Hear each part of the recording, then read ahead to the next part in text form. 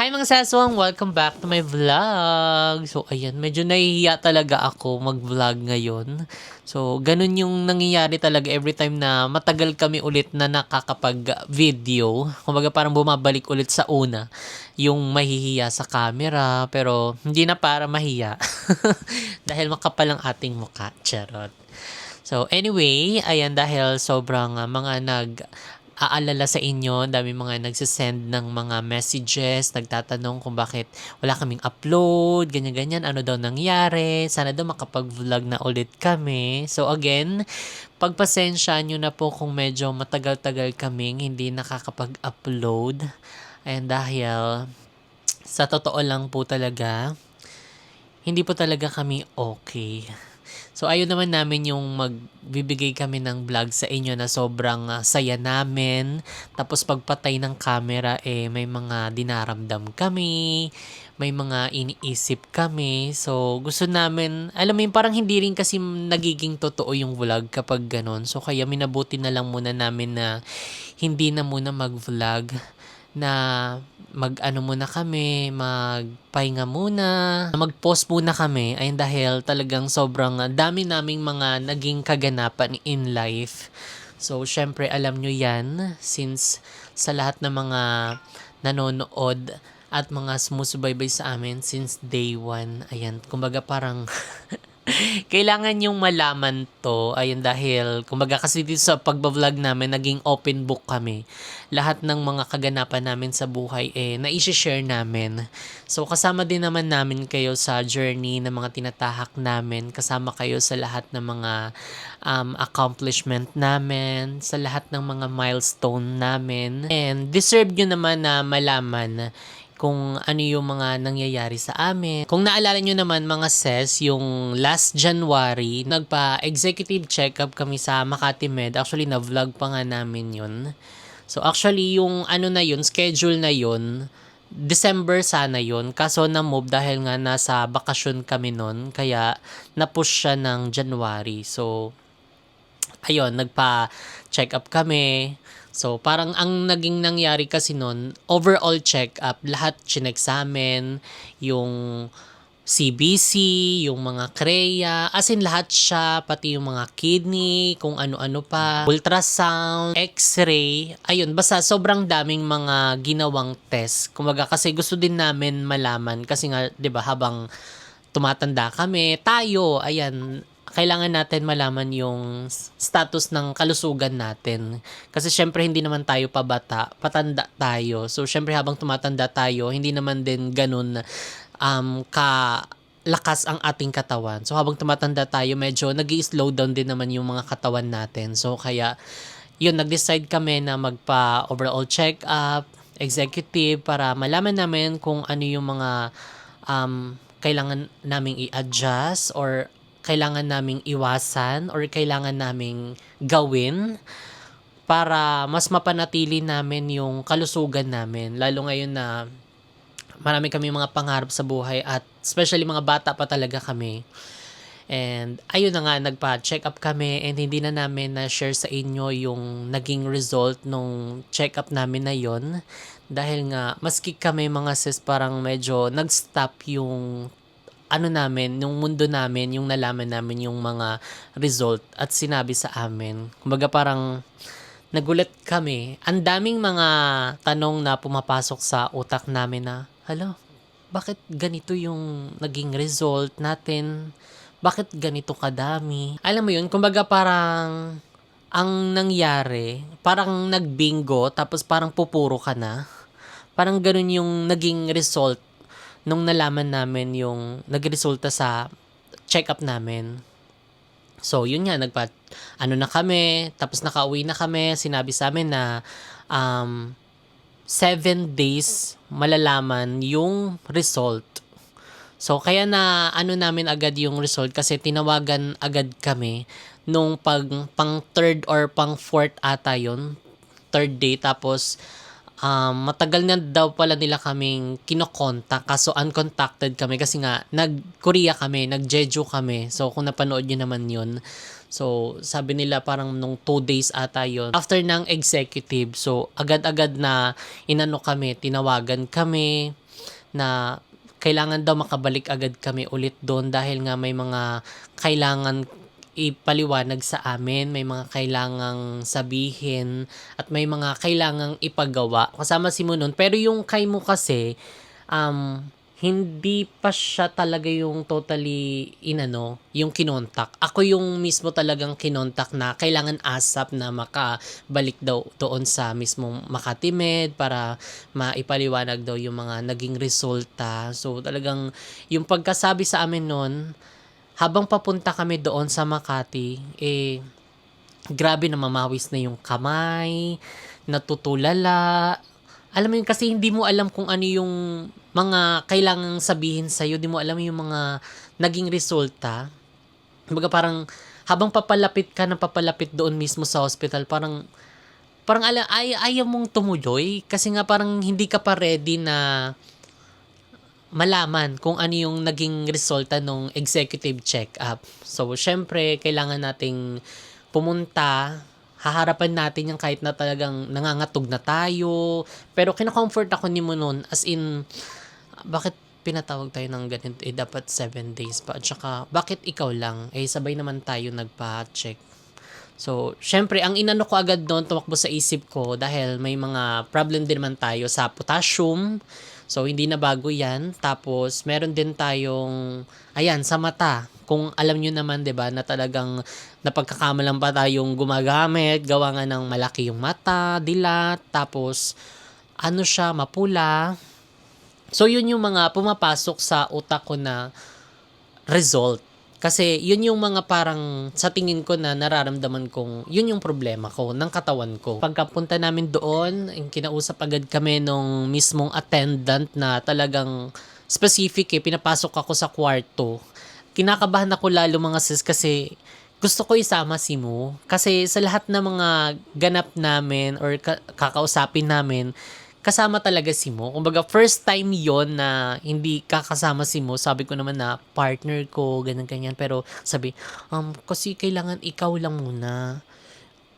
Mabilis lang naman to, ganyan, ipapaliwanag ko lang, ganito, ganyan. Don't worry, ganyan, ganyan, ganun siya. Tapos bilang, mas lalo kinakabahan kasi hindi ko alam kung ano yung sasabihin niya. Di ko rin alam kasi sobrang kinakabahan ako as in, naging doble yung kaba ko nung habang kausap ko siya, tapos sinarado niya na yung pinto. Tapos, basta yun, bago niya sa akin yung mga result, pinapakalma na muna niya ako kasi nakikita niya na sa mukha ko, yung parang sobrang natetense ako, nanginginig yung kamay ko, namamasa, tapos parang hindi mapakali yung mata ko. As in, alam mo yun, yung parang nandun ka sa sitwasyon na hindi mo alam kung ano yung sasabihin sa'yo, kinakabahan ka, as in, ang dami na, hindi ko na masyado matandaan kung ano pa yung mga pumapasok sa isip ko nun. Basta, kinakabahan ako sa mga sasabihin niya, mga naging resulta ng test namin. Tapos yun, kahit anong pilit namin, hindi pinapasok si Mo. So, sabi ko, sige, na lang natin kasi parang mukhang urgent talaga. Urgent na urgent talaga siya, as in, kailangan ako lang, ganyan. So, habang pinapakalma niya ako, ganyan, tinatanong niya kung anong buong pangalan ko. Sinabi ko, Just Jane, ng Pre-Absalon. Tapos, sabi niya, ang tugal namin kayong talaga, kinokontak. Kasi, kailangan na talaga natin na talaga to, ipaalam sa inyo, ganyan. Tapos yun, ano po ba yun? So eto na nga, ganyan. Huwag ka masyadong kakabahan na. Basta wala namang masyadong, yung critical na mga naging result. So basta may mga dapat lang tayong i-correct. So first, may mga binigay siya sa aking mga referral. Tapos sinatanong niya ako kung kamusta ka? In fairness naman sa mga staff ng Makati Med, talagang hinahayaan na muna nila akong pakalmahin bago nila sabihin yung mga kailangan nilang sabihin. And basta very din yung kausap ko noon very din siya, yung parang ano lang, very casual then very ano din talaga, yung mararamdaman mo yung care. So, ayan, kasi ilan taon ka na? Oh, 27, ganyan-ganyan. So, bata ka pa, ganyan-ganyan. Ganyan. Hanggang sa medyo nararamdaman niya na parang medyo kumakalma na ako. Kasi hinahayaan ko din ako malma para, alam mo yun, matapos na kaming dalawa, masabi niya na sa akin yung dapat sabihin. So, pinakita ko na kalma na ako, kumakalma na ako, ganyan-ganyan. So, ayun, pwede na tayo mag-start. Ibigay niya sa akin yung referral. So, ito yung mga kailangan mong ipagawa. So, mayroon ka na bang doktor, physician, and then yung binigyan niya ako ng referral ng HEMA, binigyan niya ako ng pulmo, nephro, and then yung endo. So, ang dami ng mga ses at saka alam mo yung parang na-feel ko para tayong magpapakliran sa mga doktor. Ganun yung eksena niya. And first time ko lang din talagang maka-encounter at saka maka-receive ng ganung klaseng referral talaga. And ayun nga, kinabahan ko kasi bakit ang dami. So, yung HEMA daw kasi, para daw yun sa, kumbaga may mga nakitang abnormality doon sa dugo ko. Kumbaga parang may mga sobrang taas talaga. May something na nakita doon mismo sa dugo ko. And then, yung sa pulmo ko naman, may nakita doon mismo sa x-ray ko na something din na kailangang malaman. Kaya, kailangan kong ipagawa asap yung mga referral na binigay niya. And then, doon naman sa nephro ko naman, may mga nakitang kidney stone, cyst doon mismo sa kidney ko. So, kaya, alam mo yun, parang ang dami niyang, alam mo yun, parang nasa isip ko, totoo ba itong mga pinagsasabi niya? Bakit parang ang dami naman niya binibigay na sakit sa akin? Tapos, hindi pa natatapos doon, meron pa kaming endo. So, doon, dahil nga, syempre, nakikita nyo naman na ano yung pula yung mata natin, malaki. So, meron daw, na, baka meron daw akong thyroid kasi mataas daw yung TSH ko. So, yun yung mga nakita doon. So, kasi connecta nun yung liver, tapos meron din nakitang fatty liver sa akin, tapos yung doon nga sa kidney ko na merong nakitang cyst at saka mga abnormality na mga stone. Hindi naman siya yung mga malalaki na talagang kailangan ng mga operation. So, maliliit yun and sana matanggal na talaga kasi hindi ko ini-expect na ganun kadami yun. And ang daming nakita. Alam mo yung feeling mo okay ka, okay yung katawan mo, wala kang nararamdaman. Pero, alam mo yun, hindi naman nagsasalita yung mga organ mo sa loob, hindi naman nagsasalita yung liver mo, hindi naman nagsasalita yung ibang parts mo sa katawan na hindi sila okay. Kumbaga, ikaw lang yan yung utak mo lang yan. So, yun yung isa sa pagkakamali namin na hindi namin yung health namin kasi alam mo yun, kumbaga parang tayo kasi mga Pilipino hanggat walang nararamdaman or kaya walang sakit, parang dead ma lang kasi akala natin okay tayo. So, yun pala yung mali. So, kahit na wala pala tayong nararamdaman, kahit tingin natin okay tayo, sobrang lakas natin. So, kailangan pa rin pala nating magpa-check para nga makikita kung ano yung mga may problema sa katawan natin. So, ayun, yung pagkaabot niya ng mga referral sa akin, yung pagkasabi niya ng mga nakitang mga abnormality sa katawan ko, talagang nanlumo kami. As in, alam mo yung biglang bumagsak yung katawan ko na para akong nangihina, ganun. Tapos, syempre, after nun, inaano pa rin naman ako, inaalalayan pa rin ako, ganyan-ganyan, ano yung mga kailangan, saan ka magtatanong. Very, din naman, accommodating lahat ng mga staff and nurses sa Makati Med. So, maraming salamat po, ayun, sa lahat ng mga staff, dahil sobrang babait. And then, ayun, yung pagkaano ko nga kay mo, sinabi ko kay mo, ganyan-ganyan. Tapos, ayun, si mo, dali-dali ni mo na gawa. As in, alam mo yung aligaga ko, naging aligaga din siya yung nalaman niya yung mga naging result doon sa test ko. So, doon pa lang pinaano na agad. So, buti na lang, meron kaming insurance, meron kaming Pacific Cross. So, kumbaga, yung mga naging ginastos namin doon, i-cover nila. So, yun nga lang, dahil dun sa nakuwang package namin for, reimbursement. Kumbaga, magagastos muna kami ng pera namin, and then, yung mga resibo, itatabi namin. Tapos, yun yung namin sa kanila, ipapakita. Tapos, i-reimburse nila. And, ngayon nga, nakakaloka dahil, until now, hindi pa rin kami nare-reimbursement, kailan pa kami nagpa-overall check-up, and then hindi lang yun yung gastos namin dahil pinagawa namin lahat agad-agad yung mga kailangang ipagawa, yung mga referral na binigay sa amin, pinaano agad namin, nagkontak-kontak pa kami ng mga available na mga doktor kasi nga mahirap din ang mga schedule ng mga doktor, lalong-lalo na hindi lang isa yung doktor na kailangan ko. Mayroon akong hema, mayroon akong pulmo, may nephro, may endo. So, syempre hindi rin naman sila isang schedule. So, kailangan naming maghanap ng mga possibility na date na magiging free sila, ganun. Kasi hindi lang din naman kami yung mga pasyente or kaya mga kailangan ng tulong ng mga doktor. So, alam mo yun yung adrenaline ni mo na maghanap ng mga doktor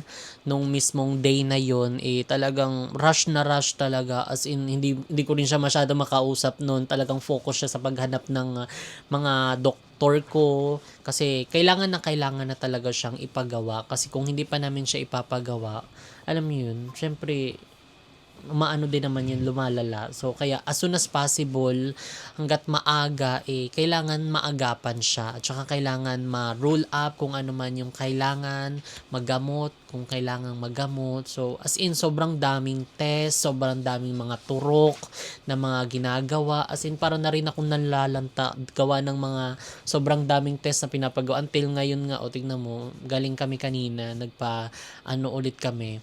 Nagpakuha na naman ng dugo. Ilang tube yung kinuha sa akin, mga 8 ata yun or 10. Ang dami dito. Tapos, ang pinakamasakit pa yung nandito mismo sa wrist.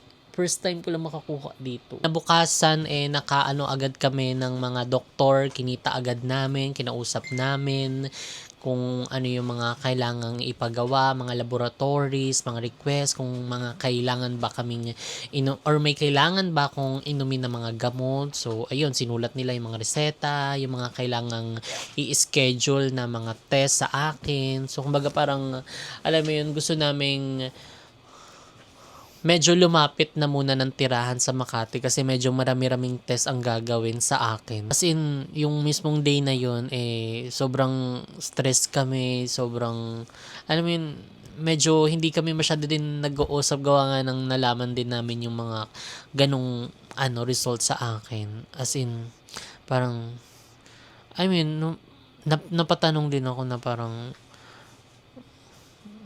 ayoko pa, parang hindi ko pa kaya na ganun mangyari sa akin, and ayoko na, alam mo yun. Ayaw man natin, pero lahat naman siguro tayo may mga ganitong feeling. So, natanong ko din kay God na bakit ganito.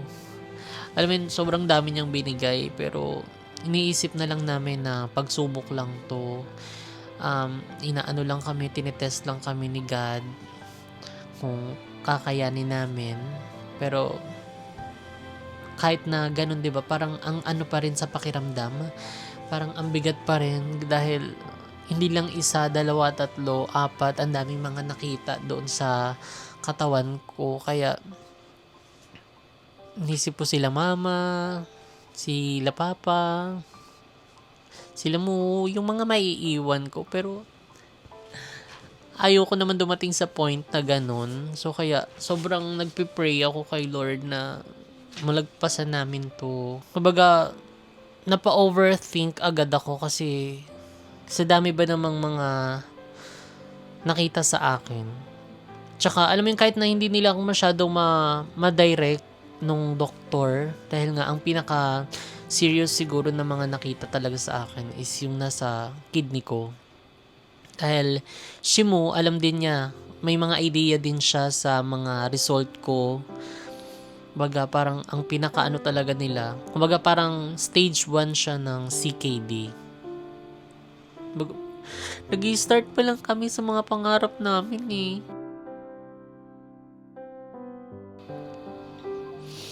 So, basta nagpapasalamat kami sa lahat ng mga doktor namin dyan sa Makati Med.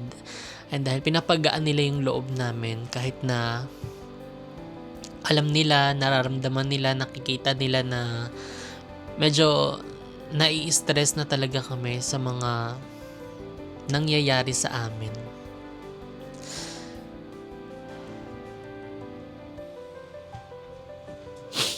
And yun din nga na inano din na yung chine-check din dahil malaki yung mata ko, mapula. So suspicious din nila na baka meron din daw akong hyperthyroidism. So, hindi pa naman daw yun talaga final. Kumbaga may mga kailangan pang mga gawin test para makita talaga. Kasi alam mo, as in nai-stress na talaga kami. Kasi dun pa nga lang na masabi ng doktor na early stage ng CKD. For CKD is sobrang mabigat na sa kalooban namin. Sobrang nag-aano na kami, nag-aalala. I mean, kahit wala akong nararamdaman pero sobrang kinakabahan ako. Pero patuloy pa rin kami nagpipray and sumusunod sa mga schedule kung kailangan bumalik, kung kailan kami babalik dahil may mga kailangang gawin pang test. So, hindi pa natatapos doon yung mga pagturok-turok at pagkuha ng dugo. So, medyo yun nga. Marami pang mga gagawing test para sa akin para ma-rule out yung mga dapat at magamot, malaman kung saan mga nagmumula yung mga abnormality ng katawan ko para yun yung mismong unang magamot nila. Kasi kumbaga parang ang nangyayari daw kasi nakikisawsaw yung ibang mga organs sa mga sakit na nandoon sa katawan ko. So kailangan daw makita muna nila kung alin doon yung pinagmulan para magamot muna nila yon para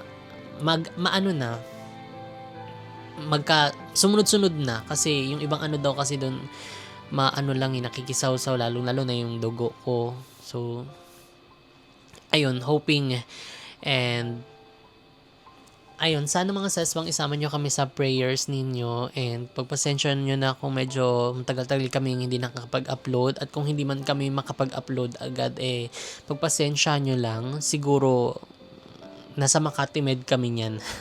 Nagpapagawa ng mga test, papaturok, mga ganyang eksena, nasa biyahe. Pero wag kayong mag-alala dahil mag-upload naman kami mga ses kapag may mga free time kami. And magbibigay din kami ng mga update kung ano yung mga next step na gagawin para makapagbigay din kami ng sa inyo ng idea. Ayan, lalong-lalo na kung mayroong mga kagaya na may mga ganong sakit din, 'di ba? Ayun, baka hindi kayo nag-iisa, may karamay kayo. In fairness din sa Makati Med, ayan, sa lahat ng mga doctor, nurses staff, ayan, sa lahat ng mga nagwo-work dyan sa Makati Med, ayan, maraming salamat dahil sobrang talaga helpful nila, sobrang light, ginawa nilang light yung mga dapat na mabibigat, pero alam mo yun, para sa aming mga pasyente, kumbaga para hindi na magdagdag ng burden sa amin, nang iisipin, medyo inanuan nila kami, pinaliwanagan nila kami ng medyo mas malight na pagpapaliwanag tungkol doon sa sakit ko.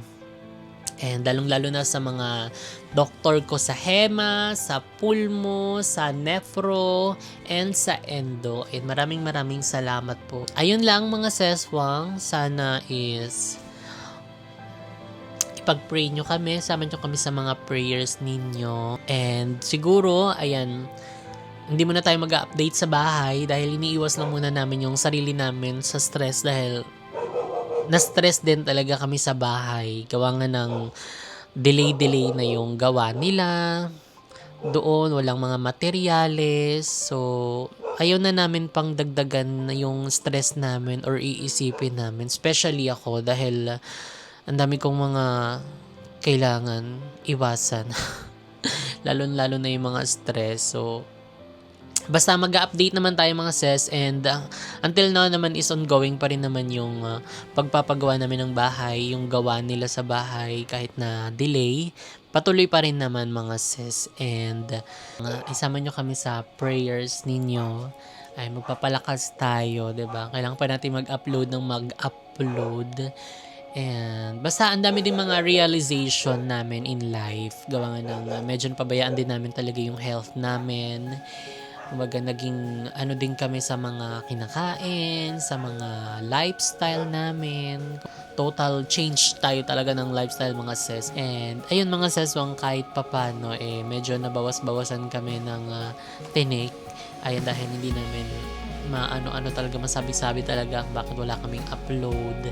So ayun, na-share namin sa inyo and alam naman namin na deserve nyo rin malaman kung ano yung nangyayari sa amin kasi since day one nag-open book na kami sa inyo. Alam niyo yung mga kaganapan natin sa buhay.